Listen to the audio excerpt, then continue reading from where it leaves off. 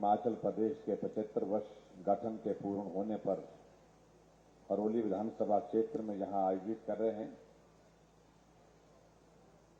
हमारे इस कार्यक्रम में मंच पर हमारे साथ हिमाचल प्रदेश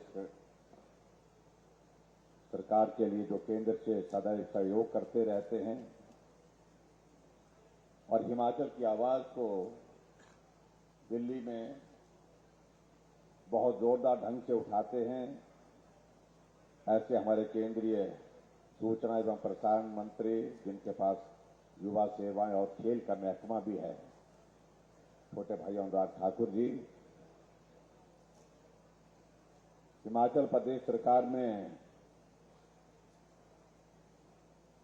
ग्रामीण विकास एवं पंचायती राज मंत्री श्री वीरेंद्र कंवर जी, हिमाचल प्रदेश सरकार में उद्योग मंत्री भाई विक्रम सिंह ठाकुर जी, वित्त आयोग के अध्यक्ष और हमारी पार्टी के लंबे समय तक अध्यक्ष रहे भाई सतपाल सिंह सत्ती जी, माननीय विधायक श्री बलवीर जी और हमारे बीच में इस विधानसभा क्षेत्र में आप सबके विकास की चिंता करते हुए क्षेत्र को विकास की राह पर आगे बढ़ाने के लिए जो लगातार अपने प्रयत्न और प्रयास कर रहे हैं, ऐसे हमारे HPSIDC के vice chairman professor Ram Kumar ji, party के हमारे जिला के अध्यक्ष मनोहर लाल जी, महिला मोर्चा की अध्यक्षा प्रमीला जी, जिला परिषद की अध्यक्षा नीलम जी, मंडल के अध्यक्ष श्री गुलविंदर गोल्डी जी, मंच पर उपस्थित सभी पार्टी के पदाधिकारी, पंचायती राज संस्थाओं के सभी चुने हुए प्रतिनिधि, उपस्थित सभी भाइयों बहनों, नौजवान साथी और पत्रकार मित्रों,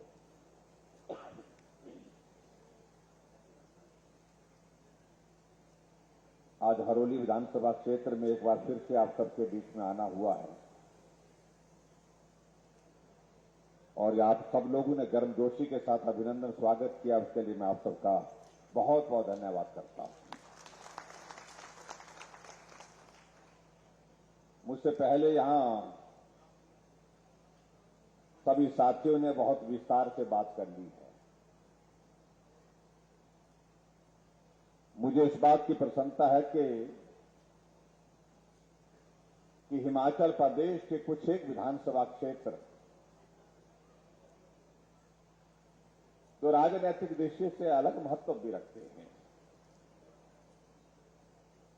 वहां अपना विधायक है या नहीं है, लेकिन उसके बावजूद वहां पर जमीन पर विकास हुआ है, जमीन पर काम हुआ है, ये हमको इस विधानसभा क्षेत्र में भी आकर के दिखता है। अगर आज भी हम इस विधानसभा क्षेत्र में यहां आए हैं तो लगभग 20 करोड़ रुपए के उद्घाटन के कार्यक्रम यहां पर हमने आज आपके बीच में किए हैं, उसके लिए मैं आप सबको बहुत बहुत बधाई देता हूं।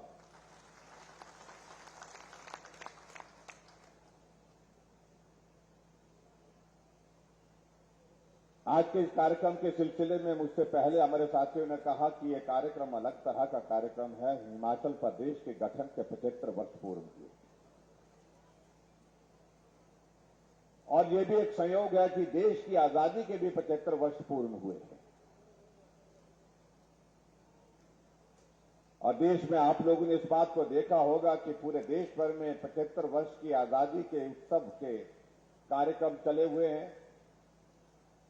और उसका अभिप्राय यही है, सिर्फ एक ही मात्र, कि हम लगातार आगे बढ़ रहे हैं, तेजी से आगे बढ़ रहे हैं, लेकिन उसके बावजूद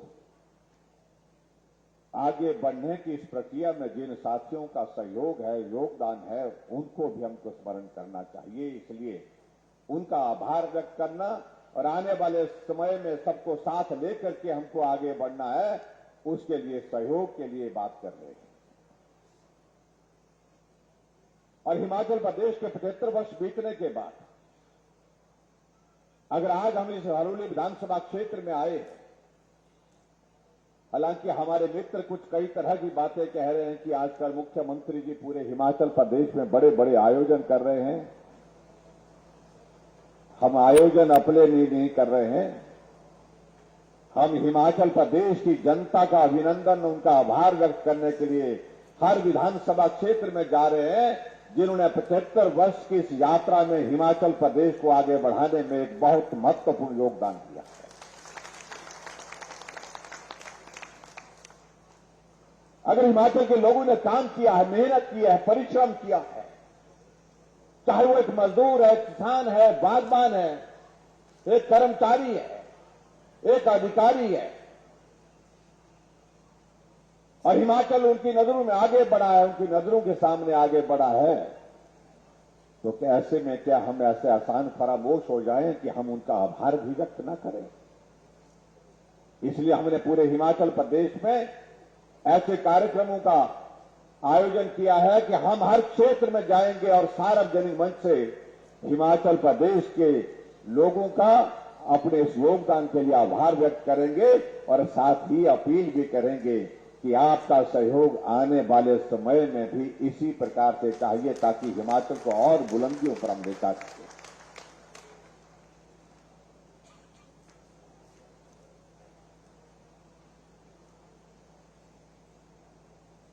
और मुझे इस बात की खुशी है कि हिमाचल आगे बढ़ा है, लगातार आगे बढ़ा है, और हिमाचल प्रदेश में हमारी सरकार का 5 वर्ष का कार्यकाल पूरा हो रहा है। कोविड का संकट था, लेकिन संकट के बावजूद हम आगे बढ़े, और हम हर क्षेत्र में आगे बढ़ने के साथ साथ में जिस क्षेत्र में यहां इस विधानसभा क्षेत्र से जो आपके प्रतिनिधि फोरम में उद्योग मंत्री भी रहे हैं, उद्योग जगत में जितना योगदान यहां पर हिमाचल प्रदेश में इंडस्ट्री को लगाने के लिए जो होना चाहिए था, मैं इस बात को दावे के साथ कह सकता हूं कि उनसे बेहतरीन योगदान वर्तमान सरकार का रहा।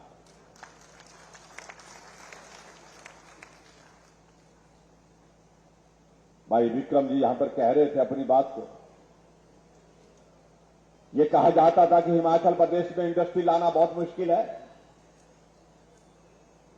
अगर आ गई तो उसको चलाना बहुत मुश्किल है। लेकिन भाई और बहनों, आपने इस बात को भी देखा होगा कि अगर हिमाचल प्रदेश में इंडस्ट्री सेक्टर को प्रमोट करने के लिए अगर काम किया, तो पहला काम हमारे देश के पूर्व में प्रधानमंत्री रहे श्री अटल बिहारी वाजपेयी जी ने पैकेज दिया। बद्दी में, नालागढ़ में फार्मा का काम शुरू हुआ, और आज भारत का नहीं, एशिया का number 1 pharma hub Himachal Pradesh में है, वो बद्दी और बरोटीवाला में है, नालागढ़ में। वो तभी संभव हुआ जब उन्होंने कहा कि हिमाचल के लिए पैकेज देना पड़ेगा, हिमाचल के लिए विशेष मदद करनी पड़ेगी, तब जाकर के हिमाचल के लिए इंडस्ट्री जा सकती है। और उन्होंने इंडस्ट्रियल पैकेज दिया हिमाचल प्रदेश के लिए, उसकी वजह से संभव हो पाया। और उसके पश्चात अगर कोई दूसरे प्रधानमंत्री है जिन्होंने कहा कि हिमाचल प्रदेश में उद्योग की संभावना है, इसके लिए आगे बढ़कर के हमको काम करना चाहिए, तो वो नाम देश के यशस्वी प्रधानमंत्री नरेंद्र भाई मोदी जी है। जब हिमाचल प्रदेश में हमारी सरकार बनने के बाद हमने एक काम की शुरुआत की थी, हमने कहा कि प्राइवेट सेक्टर का इन्वेस्टमेंट हिमाचल में आना चाहिए। लोगों ने कहा कि बहुत कठिन है, बहुत मुश्किल है, बड़े बड़े लोगों ने कोशिश की, लेकिन उसमें सफलता हासिल नहीं हुई। और ये बड़े बड़े शब्द का मैं एक बार नहीं अनेक बार कई लोगों के मुंह से उच्चारण सुन चुका हूं। ये बड़े बड़े लोग क्या होते हैं? लोग तो लोग होते हैं, आदमी तो आदमी होता है, एक बराबर होता है, एक जैसा होता है। लेकिन ये कहा जाता रहा कि बड़े बड़े लोग नहीं कर पाए हैं, इसलिए आप देख लीजिए, सोच लीजिए करना है कि नहीं करना। हमने कहा कि बड़े लोग होंगे, लेकिन उसके बावजूद कुछ काम छोटे लोगों को भी करने चाहिए। हमने इन्वेस्टर मीट धर्मशाला में की, देश के यशस्वी प्रधानमंत्री नरेंद्र मोदी जी हिमाचल आए, और हिमाचल आकर के उद्योगपतियों से उनने कहा कि आइए हिमाचल आइए, ये हिमाचल मेरा अपना घर है, आप हिमाचल आकर के यहां पर इन्वेस्ट करिए, अपना काम करिए, हिमाचल को भी आगे बढ़ने में योगदान दीजिए और आप भी आगे बढ़ेंगे। मेरी ओर से आप सबको शुभकामनाएं। इस बात को लेकर के प्रधानमंत्री जी ने आग्रह किया और हमें इस बात की खुशी है कि उस ग्लोबल इन्वेस्टर मीट के बाद 1 महीने के अंदर हिमाचल प्रदेश के अंदर 13,500 करोड़ रुपए की ग्राउंड ब्रेकिंग की हमारे गृह मंत्री अमित शाह जी ने। एक शुरुआत हुई, हौसला बढ़ा हमारा। हालांकि उसके बाद कोविड का संकट आ गया, उस कोविड के संकट के कारण सारे काम हमारे प्रभावित हुए, लेकिन हमने काम छोड़ा नहीं। हमने ईज ऑफ डूइंग बिजनेस में हिमाचल प्रदेश को आगे बढ़ाने के लिए काम किया। 16वें स्थान पर हिमाचल प्रदेश में था पूरे देश भर में और 16वें स्थान से ईज ऑफ डूइंग बिजनेस में हमने 7वें स्थान पर हिमाचल प्रदेश को लाया ताकि यहां पर आकर के बाहर का इन्वेस्टमेंट आ सके। और भाई और बहनों, मुझे इस बात की भी प्रसन्नता है जब हमारा 4 साल का कार्यकाल पूरा हुआ अभी हाल ही में, और हाल ही में जब 4 साल का कार्यकाल पूरा हुआ तो आदरणीय प्रधानमंत्री नरेंद्र मोदी जी हिमाचल प्रदेश में हमको आशीर्वाद देने के लिए मंडी आए तो 28,000 करोड़ रुपए का ग्राउंड ब्रेकिंग और किया हिमाचल प्रदेश में।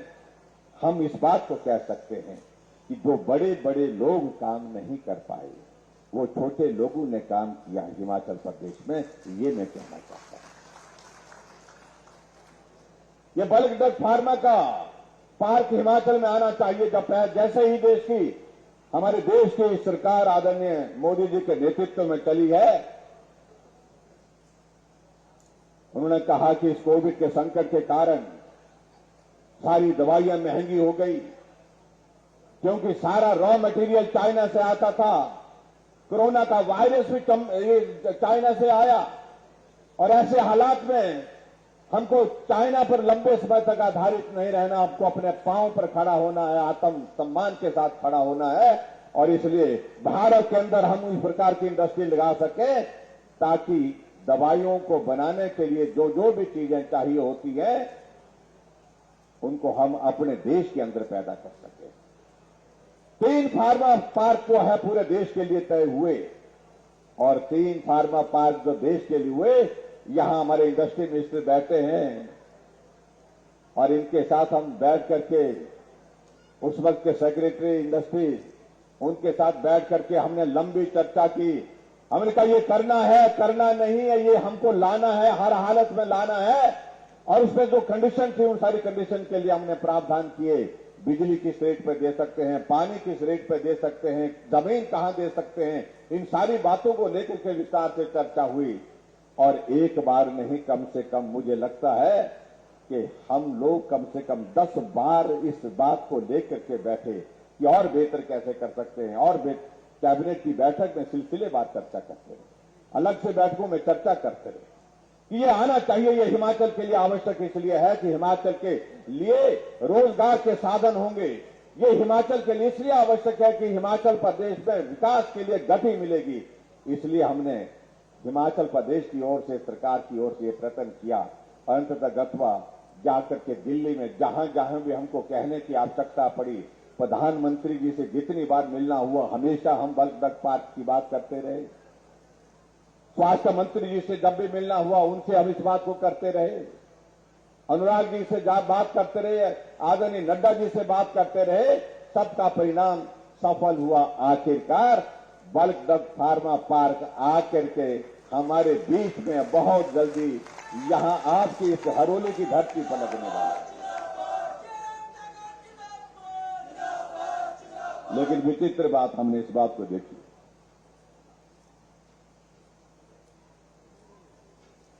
कि इस विधानसभा क्षेत्र में कुछ लोगों ने इसका भी विरोध किया। जहां आने वाले समय में लगभग 50,000 करोड़ रुपए का इन्वेस्टमेंट जब कंप्लीट हो जाएगा, ये प्रोजेक्ट अपने यौवन पर पहुंचेगा, 50,000 करोड़ रुपए का इन्वेस्टमेंट आएगा, 20,000 सीधी नौकरियां मिलेंगी, रोजगार के माध्यम निकलेंगे और 10,000 से ज्यादा इनडायरेक्ट रोजगार हिमाचल प्रदेश के लोगों को यहां पर इस वल्कडक फार्मा पार्क के माध्यम से मिलेगा। लेकिन कुछ लोगों को यह हजम नहीं हो रहा था। ये आ जाएगा तो नुकसान हो जाएगा। नुकसान किसी और चीज का नहीं, राजनीतिक दृष्टि से नुकसान होगा। और इसलिए कुछ लोगों को हाई कोर्ट कहा कि हाई कोर्ट से इसके लिए रोक कैसे लग सकती है, उसका रास्ता ढूंढिए। और कुछ लोगों को यह कहा गया कि रास्ता वहां नहीं मिलता है तो उसका विरोध यहां पर करना चाहिए। सब जगह विरोध करने की कोशिश हुई, लेकिन कहीं भी राहत नहीं मिली। कहा, फिर अंत में कहा कि हमारे भालू कहां जाएंगे। मुझे मालूम नहीं, यहां 40 डिग्री में भालू यहां पर भी होते हैं। हमारे वहां तो होते हैं, क्योंकि वहां पर भालू को ठंडी जगह चाहिए होती है।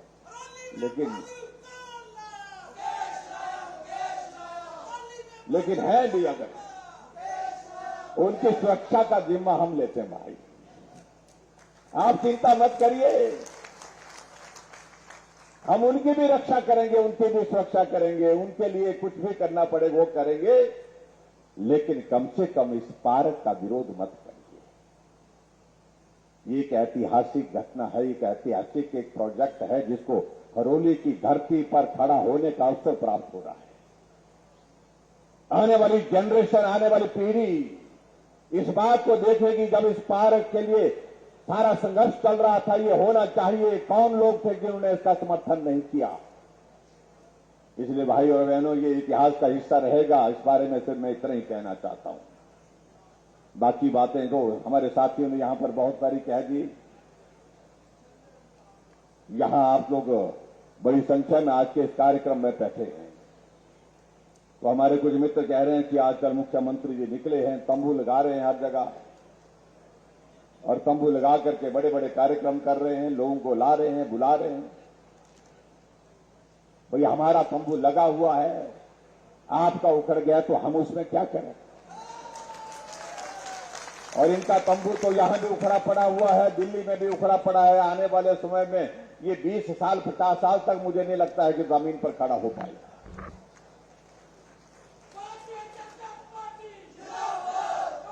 और हम एक बात कह रहे हैं और जिस पर बहुत परेशानी हो रही है, हमने कहा कि हम तो रिवाज बदलेंगे भाई।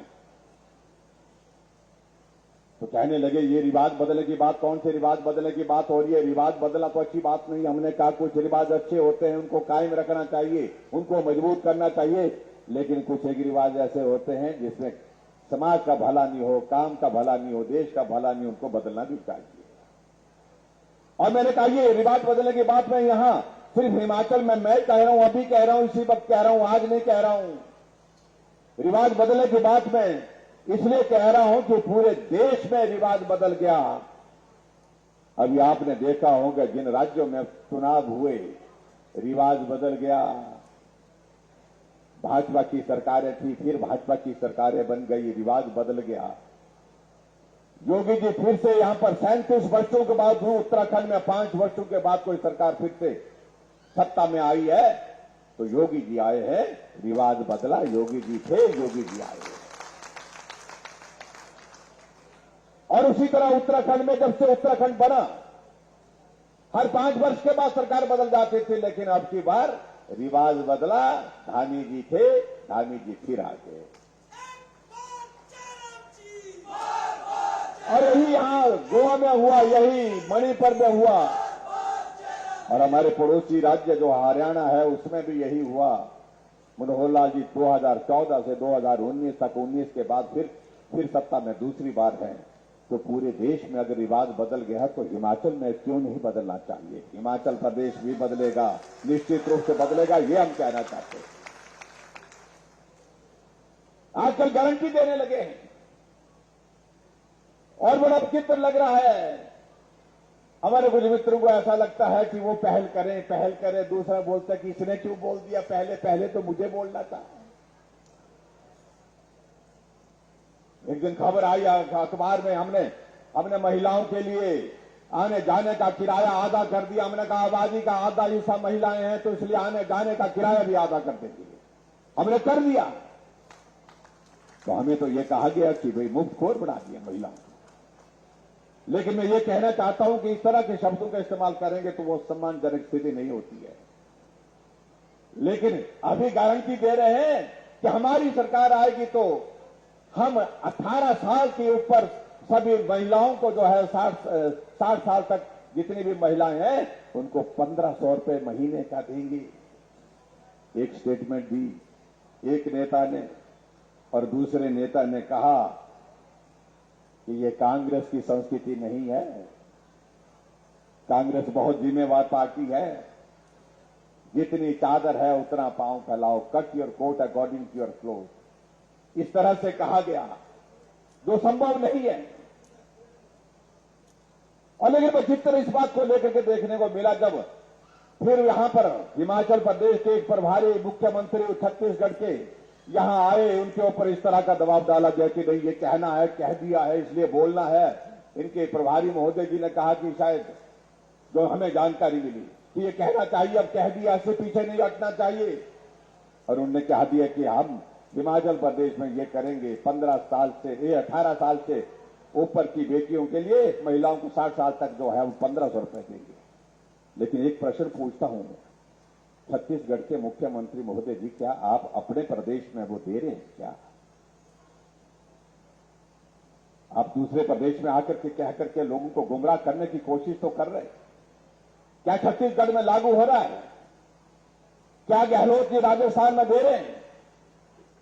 फिर आगे बढ़कर के कहा कि हमने बिजली यहां पर हिमाचल प्रदेश में हमने कहा कि 125 यूनिट बिजली के हम जो है हम उसके हम पैसे नहीं लेंगे, क्योंकि वो गरीब वर्ग है उसमें और मध्यम वर्ग है, इन दोनों कैटेगरी को हमने हिमाचल प्रदेश में थोड़ी राहत दी। और राहत देने के बाद मुझे इस बात की खुशी है कि लगभग 14.5 लाख कंज्यूमर हिमाचल प्रदेश में उससे लाभान्वित हुए हैं। और आज अगर आप देख रहे हैं कि जुलाई महीने का बिल अगर आपको आया होगा तो कितना बिल आया? 0 बिल आया होगा, कोई पैसा नहीं लगा होगा। हाँ, जिसके घर में कोई इंडस्ट्री है उसके घर में उसका बिल आया होगा। लेकिन उसके बावजूद हमारे कांग्रेस के मित्रों ने कहा कि हम सत्ता में आएंगे तो हम तो 300 यूनिट देंगे। मैं इसी बात को लेकर के उनसे पूछना चाहता हूं, एक तरफ हम जब 125 यूनिट दे रहे हैं तो हमें कह रहे हैं कि तुम मुफ्तखोर बना रहे हो, आप क्या कर रहे हो? और लेकिन दूसरी बात मैं इसी बात को लेकर के बड़ी हास्यास्पद स्थिति में देखता हूं, गारंटी वो दे रहे हैं जिनकी अपनी गारंटी नहीं है। पूरे देश में कहीं बचे नहीं। उत्तर प्रदेश में 400 से ज्यादा सीटों पर चुनाव हुआ तो उसमें से सिर्फ 2 सीटें आई हैं। पिछले भाई और बहनों, जिस पार्टी का भविष्य पूरे देश में समाप्त हो गया और हमारी आपकी वजह से नहीं, अपने कारनामों की वजह से हुआ है। इस पार्टी के लिए आने वाले समय में हिमाचल क्या पूरे देश में कोई जगह नहीं मिलने वाली है। आजकल मैं देख रहा था, अभी आज मैं यहां आ रहा था, यहां आते आते बीच बीच में होर्डिंग लगे हैं, तेल का भाव लिखा हुआ है, आटे का भाव लिखा है, अपने फोटो के साथ लिखा है कुछ मित्रों ने हमारे। अगर भाव की अगर बात कहेंगे तो भाव तो वो उस वक्त के भी याद करवाए जाएंगे जब कांग्रेस पार्टी की सरकार देश में हुआ करती थी और प्रदेश में भी हुआ करती थी। क्या उस वक्त क्या महंगाई समाप्त हो गई थी? क्या बेरोजगारी की बात कहते हैं, क्या बेरोजगारी उस वक्त समाप्त हो गई थी? क्या हिमाचल प्रदेश में कहते हैं कि ऋण बढ़ रहा है, क्या ये ऋण बढ़ाने में आपका योगदान नहीं रहा? क्या 50,000 करोड़ रुपए के ऋण के साथ आपने हिमाचल हमारे हाथों में दिया था, और उस वक्त तो कोविड भी नहीं था। और हमारे समय में कोविड के इस दौर में हमने कठिन परिस्थितियों के बावजूद जो है हिमाचल प्रदेश में जितना रोक सकते थे ऋण को, कम किया जा सकता था, हमने करने की कोशिश की है।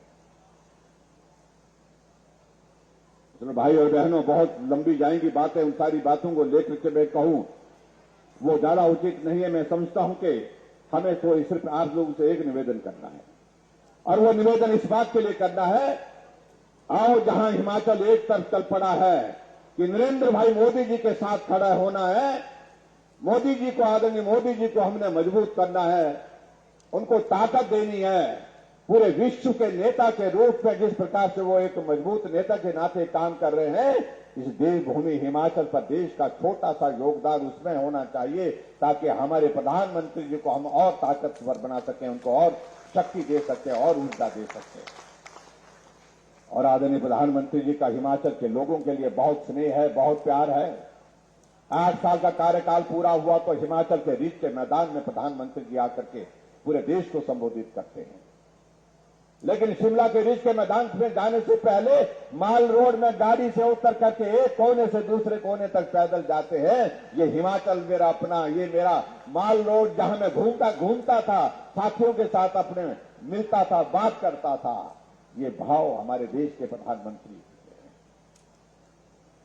5 साल के कार्यकाल में हिमाचल प्रदेश में 7 बार प्रधानमंत्री जी का आना हुआ। अभी पूरा आचार संहिता लगने से पहले 3 बार और आएंगे, पूरा 10 बार हिमाचल प्रदेश में 5 साल में आना होगा। लेकिन एक बात कहते रहते हैं कि प्रधानमंत्री जी आए लेकिन दिया कुछ नहीं। ये मंच से घोषणा करने वाले प्रधानमंत्री जी नहीं है। ये नरेंद्र भाई मोदी जी की खासियत है, जहां जिस प्रदेश के लिए जो मदद करनी है उस प्रदेश के लिए घोषणा किए बिना दिल्ली से सीधे मदद करते हैं। 800 करोड़ रुपए हिमाचल के विकास के लिए विशेष रूप से दिया, स्पेशल पैकेज के नाते दिया, स्पेशल असिस्टेंस के नाते दिया। 10,000 करोड़ रुपए से ज्यादा हिमाचल प्रदेश के लिए केंद्रीय प्रोजेक्ट के माध्यम से सब्सिडियां दे करके हमें हिमाचल प्रदेश के लिए मदद की। ऑल इंडिया मेडिकल इंस्टीट्यूट जमीन पर खड़ा होने के पश्चात उसका उद्घाटन इसी महीने के अंदर हो रहा है। अटल टनल का काम पूरा होने के बाद उसका उद्घाटन करके देश को समर्पित कर दिया गया। इस तरह से एक नहीं अनेक योजनाएं हिमाचल प्रदेश में आदरणीय प्रधानमंत्री नरेंद्र भाई मोदी जी की देन है। इसलिए भाई और बहनों, मेरा आप सबसे इतना ही निवेदन है कि आओ मिलकर के चलें, आगे बढ़ें और हिमाचल को भी ताकत मिलेगी, देश को भी ताकत मिलेगी। डबल इंजन की सरकार जिसका जिक्र हो रहा है, द्रुत गति से हम, तेज गति से हम हिमाचल प्रदेश को विकास की राह पर आगे बढ़ाने में हम सफल होंगे। और कोविड के संकट में सभी भाई बहनों ने जो हमारी मदद की है, हमारी सहायता की है, हमको सहयोग दिया है, उसके लिए मैं सभी हरोली वासियों का यहां आज के इस कार्यक्रम में अभिनंदन करता हूं, आप सबका धन्यवाद करता हूं। और हिमाचल प्रदेश की इस यात्रा में, 75 वर्ष की इस यात्रा में आप सबका जो योगदान रहा है उसको हम कभी भूल नहीं सकते हैं। और यहां हरोली में आकर के हम आप सबका धन्यवाद करने के लिए आए हैं और आपसे अपील करने भी आए हैं कि आने वाले समय में भी आप सबका सहयोग इसी प्रकार से रहेगा। इसलिए मेरा भाई और बहनों यही निवेदन है, ये हरोली भी साथ चाहिए, हरोली भी चाहिए और पूरा ऊना चाहिए, पूरा ऊना जिला चाहिए। आनंद तब आएगा। इस हरोली को भी भाजपा के सरकार जो आने वाले समय में बढ़ने वाली है, साथ चलने का अवसर दीजिए। ये निवेदन मैं आप सबसे करने के लिए यहां पर आया हूं और मुझे पूरा भरोसा है जब ये ऐसा दौर आएगा तो आपको इस विधानसभा क्षेत्र में निराश होने की आवश्यकता नहीं होगी। बल्क ड्रग फार्मा पार्क एक जगह होगा और यहां का चुना हुआ प्रतिनिधि भारतीय जनता पार्टी का होगा और तो निश्चित रूप से यहां विकास को और तेज गति मिलेगी। इतना ही निवेदन करने के लिए मैं आप सबके बीच में यहां पर आया हूं। आप सब बड़ी संख्या में आज के इस कार्यक्रम में यहां पर पहुंचे, आप सबका हृदय से आभार, बहुत बहुत धन्यवाद। और यही मैं कहना चाह रहा हूं कि जो काम बड़े बड़े नहीं कर पाते हैं, कभी कभी वो छोटे लोगों से हो जाते हैं। तो रिवाज बदलने की शुरुआत अब की बार हम करेंगे, उसके लिए आप सबका आशीर्वाद चाहिए। आप सबका बहुत बहुत धन्यवाद। नमस्कार, जय हिंद, जय हिमाचल।